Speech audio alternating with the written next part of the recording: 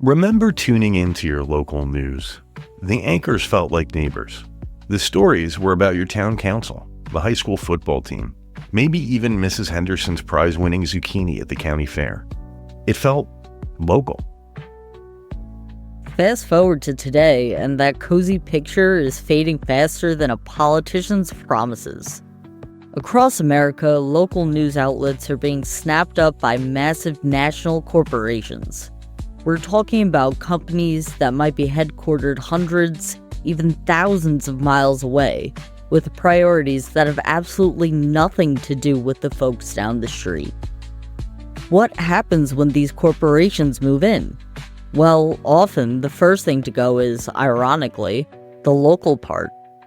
Experienced journalists who know the community get laid off. In their place, often prepackaged news segments, generic stories that could be about anywhere USA, and a whole lot of sensationalized fluff designed to get clicks, not inform citizens. Think about it. That investigative piece about the shady dealings at the water treatment plant? Probably not making the corporate cut. But a tear-jerking story about a lost puppy that conveniently drives traffic to their website? You bet. And it's not just the content that changes, it's the perspective. These corporations have their own agendas, their own bottom lines to consider. Suddenly, the stories being told, and crucially, the stories being ignored, start to reflect those interests, not the needs of the community. That local election where a controversial development project is on the ballot? You might not get the in-depth, unbiased coverage you need to make an informed decision if the corporation backing the news outlet also stands to profit from that development. This isn't some conspiracy theory, folks. This is happening right now. We're seeing local newspapers wither and die, leaving information vacuums in their wake. And those that remain are often just a shadow of their former selves, churning out content dictated from some distant boardroom. So, what's the real cost of this local news blackout? It's the erosion of our ability to hold power accountable at the local level. It's the silencing of the voices that understand our communities best. It's the slow dimming of the light that shines on the issues that directly impact our daily lives. And that, my friends, is a dangerous place to be. We need to dig into why this is happening, who's pulling the strings, and most importantly, what we can do about it. Because a well-informed citizenry is the bedrock of any healthy democracy. And right now, that bedrock is looking mighty shaky. My name is Neils Olesen, and I'm here with my co-host Bobby Sox on Monday, April 21st, 2025. It's been quite the week, and we're going to start by recapping the big three news stories before we dive into our discussion of local news under siege. As always, you can follow us, sign up, and find out more about the show over at criticaldefiance.com. Don't forget to subscribe to us on Spotify or in your favorite podcast app. Hit the like button over and over and over again, everywhere you see one. And tell your friends to join us. If you'd like to donate and help boost our efforts, you can head over to buymeacoffee.com/criticaldefiance or pledge your support on our website. Every little bit helps on our journey to bring you great content. The big three, Now,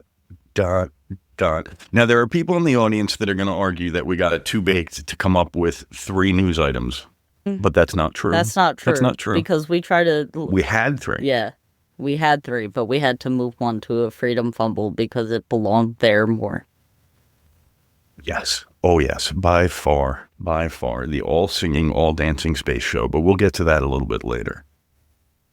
So, this week, I think I want to start with the big one, the one that's been occupying one of our slots in the big three since inception, really, which is the Kilmar Abrego Garcia case. It's gotten even crazier. I've heard. All right, so short version, we'll roll back because it's been a week for the audience. El Salvador's President Bukele, evil dictator that he is, shows up here to visit the White House where he gets on beautifully with Trump. I love the way Rolling Stone put it. They said they bonded over human rights abuses. Oh, It was really the best headline. wow. Wow, that... Yeah. But during that meeting, Bukele indicated that he couldn't bring Abrego Garcia back. And Trump said he should be building more prisons because it was going to be the quote-unquote homegrowns next. And I want to know what exactly the homegrowns are. Yeah, what does that mean? Because is that that's one hell of a statement, sir. If this were a just administration, that would mean like the school shooters that get taken to Burger King after they shoot up the school. Yeah. And if these criminals are white, they're apprehended without a scratch on them usually. But I think when Trump says homegrowns, I don't know, what does he mean, trans people? I think he means some form of us. I don't know that he knows specifically what part of us he wants to deport, but I think he means some form of us and a lot of other people. Yeah, it's getting pretty scary. This is not humor. This is the guy floating the idea that he's going to start shipping American citizens out without due process. So let me explain what due process is for the people out there who don't know. It's a fancy, schmancy term for proof in front of a judge. That's all it is. It is really a matter of, okay, we accuse you of a crime. In this case, being a member of MS-13. Now, I'm trying to find a law that says being a member of a gang is a crime. I can't. But that's a whole separate issue. If that were the case, why do we still have Proud Boys and KKK? Shouldn't they all been deported to Guatemala? I've been hearing that they got a sheet of tattoos that ICE is being given things like, oh, these are the gang member these are the tattoos to look for. And like one of them that was listed on there was we're deporting people based on tattoos now? We're deporting people based on hats in Abrego Garcia's case. Part of their rationale is that there is a signed affidavit by a law enforcement officer that says he is a gang member. And when you look at that affidavit, what you find out is this is a disgraced member of law enforcement who's no longer on the job. And his determination that Abrego Garcia was a gang member was based on his clothing being consistent with membership in a gang. Since he was wearing a Chicago Bulls hat, the horns must have represented the horns from MS-13. So this is their evidence so far. Whoa. Talk about jumping. Yeah. They say he's human trafficking, Bobby. And their evidence for this is they pulled him over with 8 guys in the car who had no luggage on their way to work. So it must have been human trafficking, too many people in the car. Hello? Where are we? Yeah. So his Senator Chris Van Hollen from Maryland went to El Salvador. He was initially denied entrance to the prison 3 kilometers out, denied an audience with anybody. Then the vice president arranged a meeting between him and Abrego Garcia, dressing Abrego Garcia up nicely, putting margaritas in front of everybody, making it look like he was having a grand old time. Van Hollen comes back and says this man is being emotionally and psychologically tortured at a minimum. And he doesn't really know what else is going on. So there's a limit to the candor that went on, I guess. So that's a little scary, but at least we know he's alive, right? Yeah. Apparently, Cory Booker is queuing up to head out there next. So that's going to make it even more interesting. Van Hollen made it very clear, and I agree with this. I think it's kind of our position, too. He said that he is not defending Abrego Garcia. He doesn't know whether the man is innocent or guilty. Yeah. He's defending his right to due process. Yeah. Because this is America. Yeah. I don't know his background. I don't know him as a person. I'm not going to say that he's a good or a bad person. All I'm going to say is, at minimum, he has a right, like you explained, to due process. No one in this country should have the fear that they're just going to be taken off the street and deported. And the idea of due process is something this country was founded on. So to make the argument that he doesn't deserve it because he's not a citizen, or he doesn't deserve it because he's a criminal, well, the first one misses who we are, and the second one misses the point of due process entirely. Now, we keep rolling forward.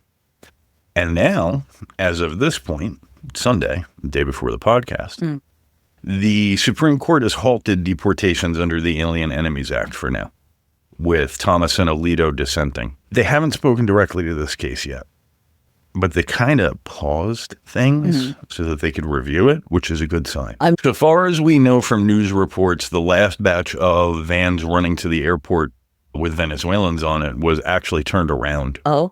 So there's that. Okay. All right. So what else have we got, Bobby? We usually try to keep the news in the big three about what's happening in the US, but as a trans human being, I cannot be quiet about what has recently gone on in the UK. Thank you, J.K. Rowling, once again. I am so sorry. I don't care how near and dear Harry Potter is to you. If you can't get over it and see the evil... Next week's episode, we're going to talk about separating the art from the artist in cases where the artist is just deplorable. So, over in the UK, in a landmark ruling, 5 judges agreed that the legal definition of woman under the country's 2010 Equality Act refers to a biological woman and a biological sex. So, what this means is that the UK just legally said that trans women are not women. They basically said that to be a woman, you must be biologically female from birth. Which in itself is a huge issue, but what gets to me the most is how much J.K. Rowling publicly gave to make sure this bill... I think it was something like 30% of the funds? 30% of the lobbying funds. Was it lobbying funds or legal fees or both? I think it was actually a bit of both. I just know that she also celebrated... Yes, with a cigar afterward and tweeted about it. The thing about this one that struck me was that there were no trans people, no trans rights groups, no activists that provided any testimony, largely because individuals and organizations that fund and support trans rights thought they would be ignored, not believed, or would wind up with negative repercussions. Yeah. So, yeah. I know we're scared as a community with what's going on with trans people over here in the US, but the UK is not as shiny as they want to make us think when it comes to trans people, and they really haven't been great about queer people in the past either. The legal declaration that trans women are not women is horrifying, and it's kind of becoming a pattern of this rich conservative takeover of our politics. This technocracy or whatever they're trying to do. There's all sorts of fun, really bad names for it, like technocracy, technate, the state of Elonia, whatever you want to call it. I mean, especially with this J.K. Rowling, woo-woo. J.K. Rowling. With this J.K. Rowling thing, it makes me think she's almost like a female Elon over there. She doesn't have the net worth, but yeah, she seems to have malice against people that are different from her. And it's kind of sad. It's disheartening. It's mostly yick. You know, like, it's 2025 and we still have people behaving like this. The whole reason she has her new reboot of Harry Potter is because she wants people on that who agree with her views. Well, yeah. So that was the big 2. Yeah, we didn't have 3 this week. There are other things that we want to talk about, but they fit freedom fumbles or big wins better. Rather than, use those in the big 3, we decided to save them for a little bit later. In our intro, we laid out a pretty stark picture of what's happening to our local news landscape. It's not just about fewer papers landing on your doorstep or a smaller number of channels on the dial. It's about a fundamental shift in who gets to tell our stories and what stories even get told. Exactly. And that's why we wanted to spend some time to really unpack this.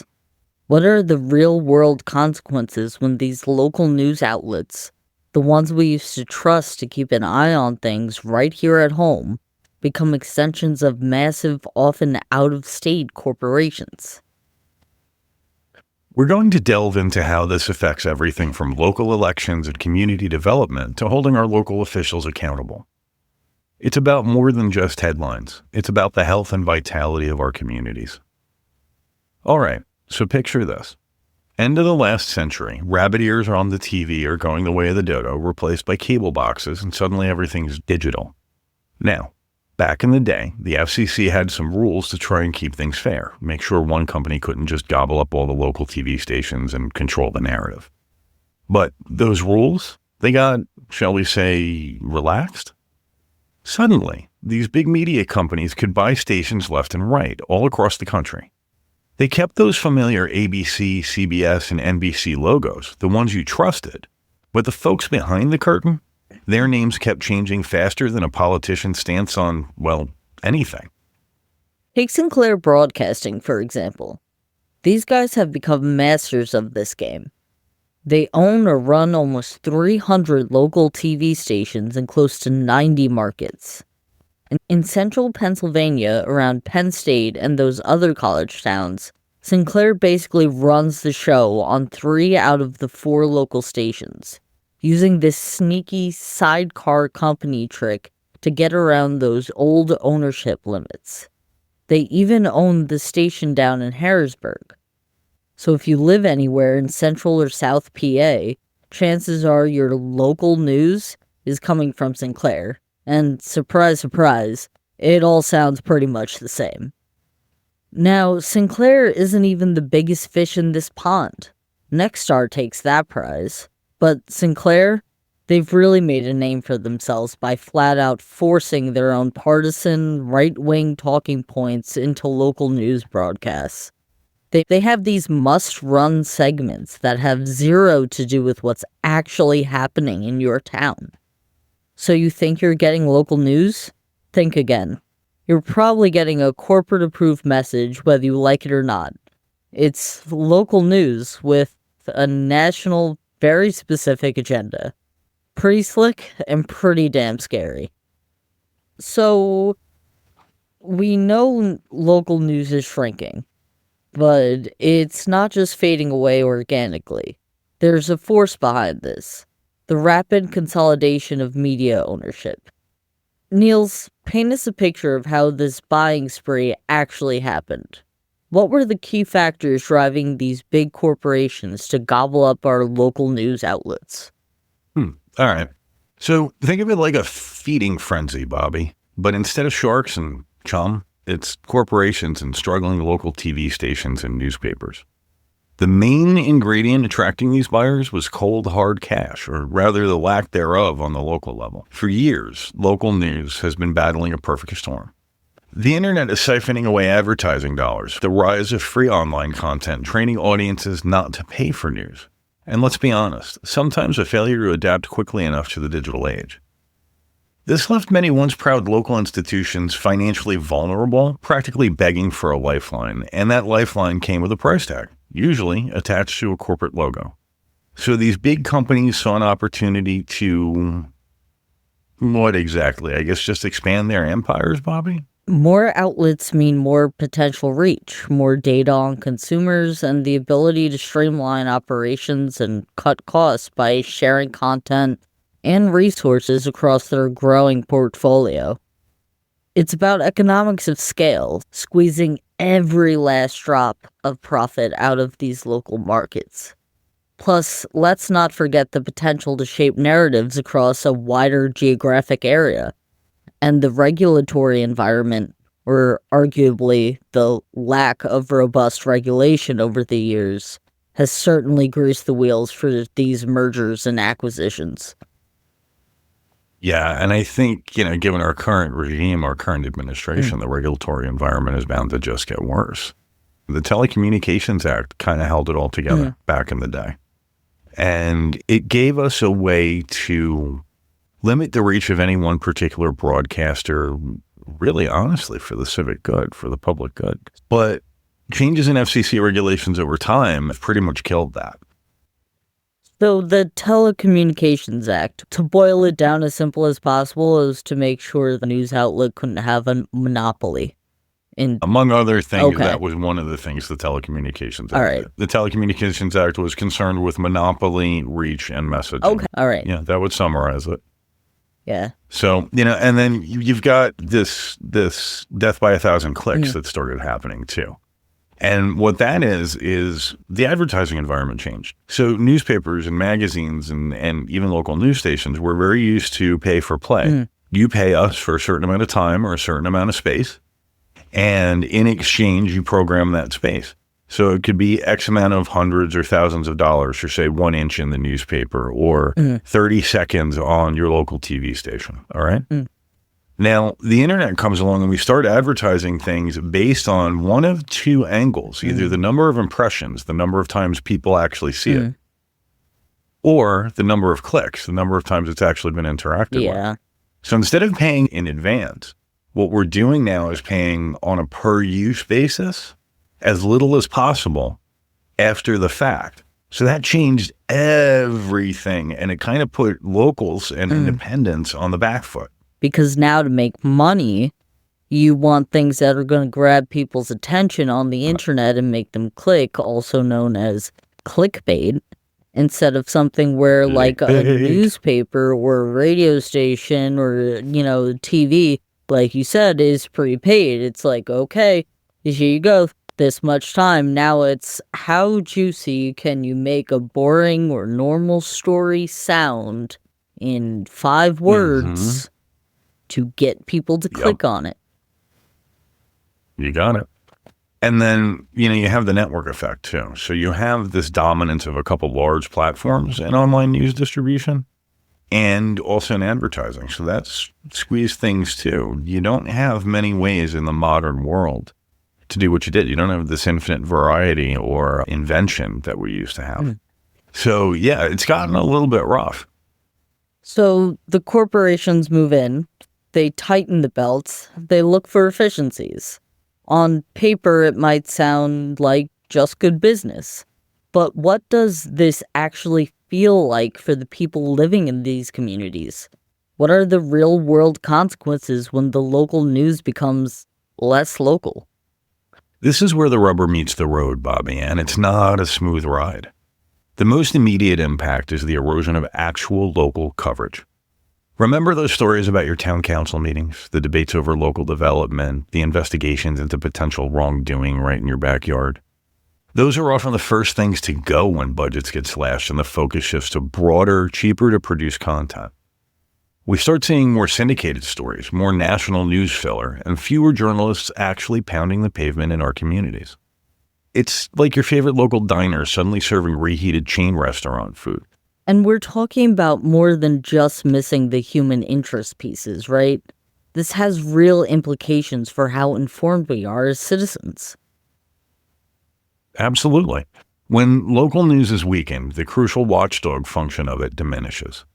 Who's going to hold local officials accountable if the local paper's been gutted and the remaining staff are stretched thin just trying to cover the basics? The lack of scrutiny can lead to all sorts of problems, from unchecked corruption to environmental issues being ignored. And when people aren't informed about what's happening locally, their ability to participate meaningfully in their communities, to vote in local elections, to engage in civic discussions also suffers. And it starts, I think, with, sort of this case of the missing beat reporter. We talk about it sometimes on the show, but there's a good age gap between us. And for me, when I was a kid watching my local news, I knew those reporters like I knew my own family because I saw them 5 nights a week, usually both at like 6 and 11. Their spin on things, their take on things, you could count on it. You understood where they were coming from. You knew where they were speaking from and writing from.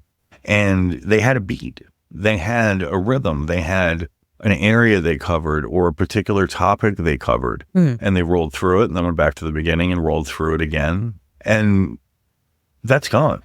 Yeah. The beat reporter, do you even know the term? I've heard the term. I didn't know beat meant something. And you explaining that sounds so antiquated. Because when I think of the news, I think of the 3 to 5 local or, I guess U.S. news stations, because they've always been called local, but even as a kid, I was like, okay, you're telling me the same story 6 times a day with like 10 other filler things in the news for me. I grew up in a world where we had very different, distinct coverage network to network locally. We had the big 3. We had ABC, NBC, and CBS where I lived growing up. And there was a big flavor difference and a big perspective difference, and they were upfront about it. And it was a different game than it is now. Now we have communities that have almost no access or no access to local news. And that's really wild. Like, there are communities out there that the only local news they get basically comes from word of mouth. Everything else is national level or state level, usually national level, from TV or from newspapers or online, but it doesn't cover them. And that's got some side effects. Yeah, and not only does it not cover them, a lot of what they're seeing and what most Americans are seeing ends up being things like standardized stories and corporate outlets relying on basically a pre-written script to sell a story. Yeah, what you basically wind up with is a scenario where you've got pre-recorded answers to an interview. So let's say that it's a 10-question interview. Some stations will get all 10 questions, some will get 7, some will get 3, based on the amount of time coverage they're going to give it. And what they're going to get is a package where they have the footage of the answers with audio and a script for what their reporter needs to say. And then their editor stitches all of that together and makes it sound and kind of look like they were together. But the tip here is, if you don't see the reporter and the interviewee in the same room, they probably weren't. Hell, they may have never met. Another issue that comes up from this is the influence of corporate agendas choosing what to and what not to report on. The first thing I think of is, again, I'm just going to keep referencing pop culture, Futurama. Professor Farnsworth, whenever he is offered money, he will destroy an entire ecosystem. I don't know about this. Okay, so in Futurama, Professor Farnsworth is a scientist, right? And there are times when Amy's parents, who live on Mars, a lot of money, they will say, hey, we want to get rid of this so we can build a huge golf course. It'll be harmful to the environment, but they'll need an environmental pass from a scientist, so they'll go to Farnsworth, hand him a stack of cash, and say, this won't hurt the environment, right? Then, oh yeah, no, it won't. And that's like what the corporate agenda makes me think of, is like, if they want to build a factory somewhere that, is going to destroy a local ecosystem, we're not going to talk about that local ecosystem dying and what it could do to the rest of the immediate area. Won't be on the news. Exactly. Or it'll be an afterthought. So we've laid out the problem, we've seen the consequences, and we've even glimpsed some potential solutions. But for our listeners out there, the big question is, what can we do about this? It feels like a huge systemic issue. It is a big issue, Bobby, but that doesn't mean we're powerless, right? There are definitely concrete steps our listeners can take to push back against this trend and support the kind of local journalism that our communities desperately need. One of the most direct things is to actively seek out and support independent local news sources. This could mean subscribing to a local online publication, donating to a community-funded news project, or even tuning into community radio. We need to consciously direct our attention and our dollars toward the news organizations that are truly invested in our communities. And it's not just about where we get our news, but also how we consume it, right? We need to be more critical of the information we're getting, even from sources that claim to be local.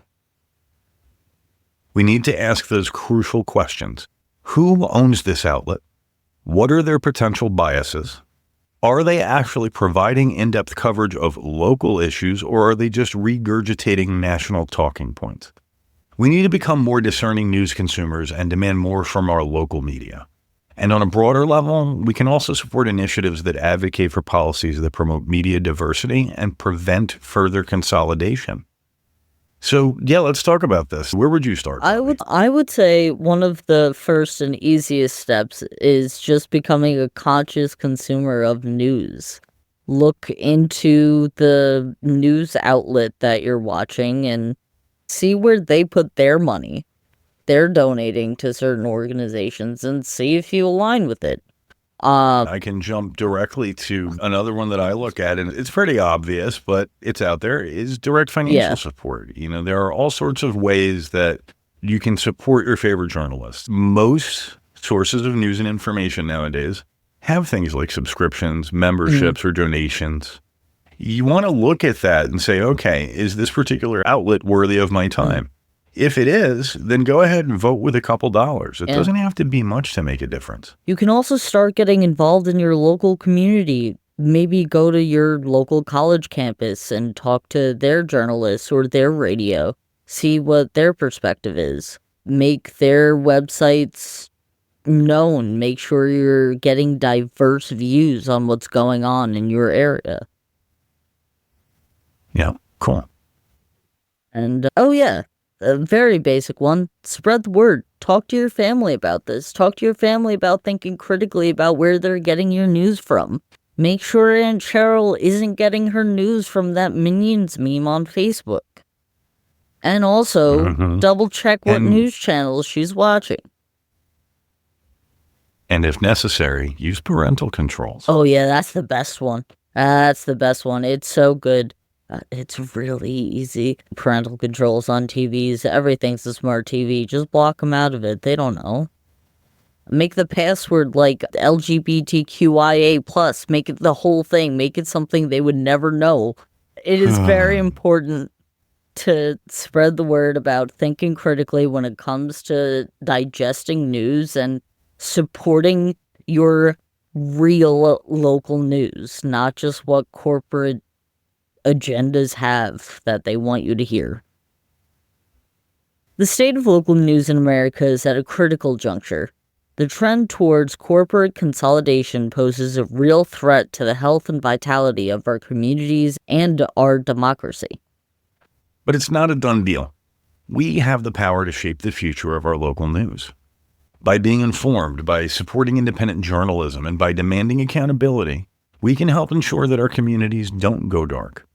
The stories of our towns, our cities, our neighbors, they matter.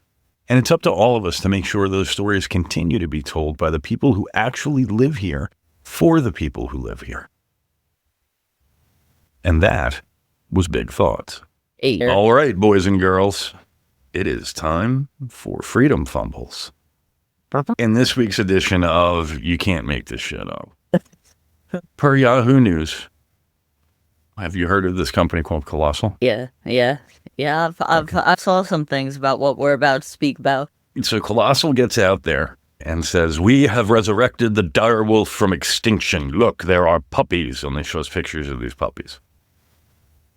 But when you dig into their published research, you find they did not, in fact, resurrect dire wolves. They placed 2 genes from them into modern wolves. Mm-hmm. And then they made a huge publicity event out of de-extinction. All right, so the super geniuses over in our executive branch get wind of this. Yeah, you can't say de-extinct when you have that clown. No, you can't, because immediately they all started talking about how there shouldn't be an endangered species list anymore, because now you can just call Colossal and de-extinct whatever you want. You just tell them what you need and they'll de-extinct it. Yep. All right, man, I need a T-Rex delivered. So you get the idea. Yeah. Like, these guys just took it and ran with it as an excuse, just a blind excuse to stop caring about endangered species. Yeah. Like, what is going on here? Burn the world, give me money, screw it, I won't be alive in 50 years? Like, is that the thesis these guys have? It feels like it. How much can they fuck up before they die? Yeah. So that was Freedom Fumble number 1. Yeah. And like I said, you can't make this shit up. But then Freedom Fumble number 2, tell me all about that, Bobby. I hate Katy Perry so much. I really do. And other queers look at me wrong, and I'm like, look into who that is as a person. I hate Katy Perry so much. So Katy Perry went to space. We're using the term space loosely, right? So I have seen a lot of discourse going on about, they didn't go to space. People are trying to turn this into the conspiracy theory of we didn't land on the moon. That's serious. Katy Perry. That's serious. But they went suborbit. They didn't quite make it all the way out. Yeah, so like that's what Blue Origin does. They're suborbital. Yeah. They said it was going to encourage STEM amongst young girls. I don't think so. I'm not high. You're high. I mean, when you have women like Sally Ride inspires girls in STEM. She was also the first woman to go to space. She had to deal with the whole how many tampons you need. Here's 100 for a week in space. Because the men had no clue. Yeah, but this whole stunt of rich women going to space wasn't inspiring. No, not at all. It was an 11-minute long freak show, and when she gets back, she kisses the ground. Okay, the next Freedom Fumble. Oh, yeah. Hi, United States. We are currently in an egg shortage. That's why the price of eggs is so high.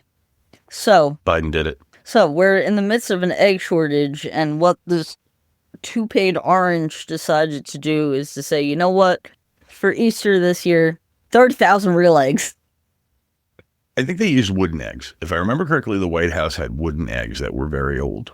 Okay. I'd have to check into that, though, but I'm pretty sure they had some antique wooden eggs that they've used forever. Well, but not yes. this year. This year, toddlers Nope. are crying because they're cracking open real eggs.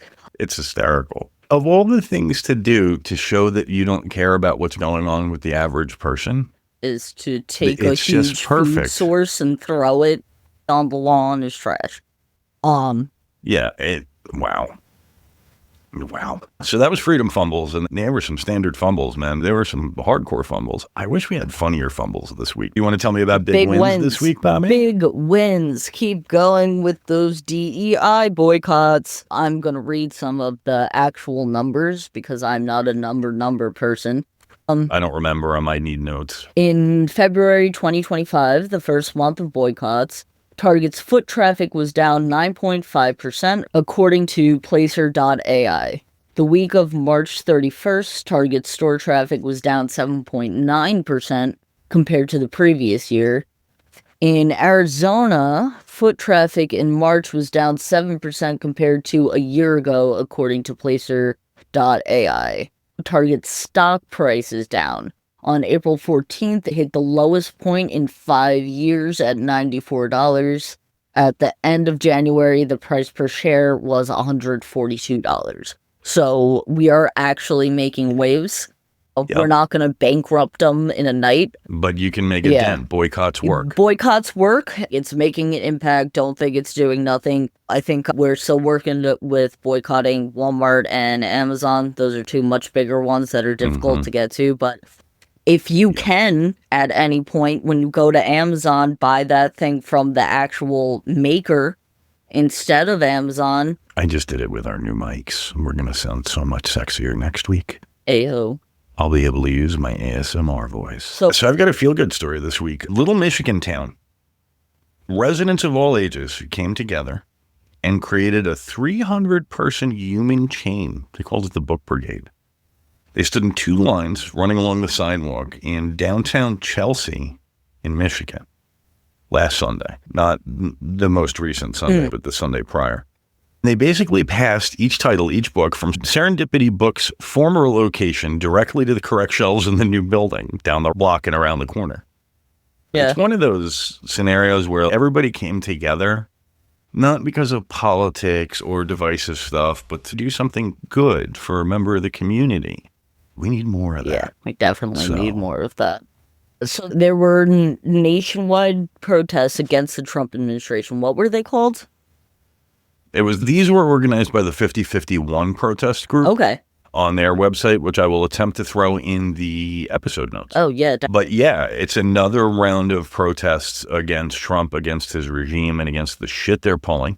Like I said last episode, now is the time to think about whether or not you want to join one of these, because we need to be heard. Yeah. We all need to be heard. All of us. When they're trying to rip apart our government and replace it with something from a bad dystopian horror film. The fact that those types of protests are going nationwide is huge. It's huge, and it needs to keep happening and just keep going out there. But keep the pressure up. Steps are being taken. Cool. Yeah. So every week we like to talk about things we can do. And this week we talked a lot about local news and local journalism, and I came up with 3, Bobby. The first one and the third one are actually the same one, so I came up with 2. And the first one, the obvious one, is fact check things. When in doubt, check your news. Just because it claims to be news doesn't mean it's unbiased, real, or 100% truthful. In order to fact check, you need to do 2 things. You need to check other sources, and you need to read the credits. See who produces your show, who's associated with it, and who owns it. Go and look those people up if you need to. If it turns out that what you're watching is owned by a national or multinational conglomerate with a specific set of interests, you can bet your bottom dollar that yours aren't being represented. Yeah. Read the credits and see who's behind your local news channels and newspapers, and try to stick to the ones that are actually local and still independent. Yeah. All right, folks, that's our time for this week. We hope you're now armed with some critical perspectives on the shifting sands of our local news landscape. It's a fight worth having to keep our communities informed and our powerful in check. But next time on Critical Defiance, we're shifting gears to wrestle with something that's often a lot more personal and, frankly, a bit of a minefield. The complicated relationship between art, the artist, and, well, when those artists turn out to be problematic. Join us for Beyond Good and Evil, Art, Consumption, and the Problematic Creator. We'll be diving into the thorny questions of whether we can or should separate the art from the artist when creators have engaged in harmful or offensive behavior. Can a brilliant song still move us if the singer is a terrible person? Does a groundbreaking film lose its impact if the director is exposed as abusive? We'll be grappling with these uncomfortable truths and exploring how our consumption of art reflects our values and our willingness to confront uncomfortable realities. Trust us, this is going to be a conversation you won't want to miss. Until then, keep questioning everything and stay defiant. If you'd like to check out the show notes, sign up for our newsletter, or find out some more about us, head over to criticaldefiance.com. Don't forget to add us on Spotify or your favorite podcast app. Hit the like button wherever you can and follow us on social media. You can find out where on our website or search for us like it's the Dark Ages. We're thanking you in advance because it's really important to us to get our subscriber numbers up. And though we have a good number of listeners, we haven't gotten you all to hit the button yet. So please go hit the button. Hit the button! Until next time, stay curious, stay critical, And stay defiant.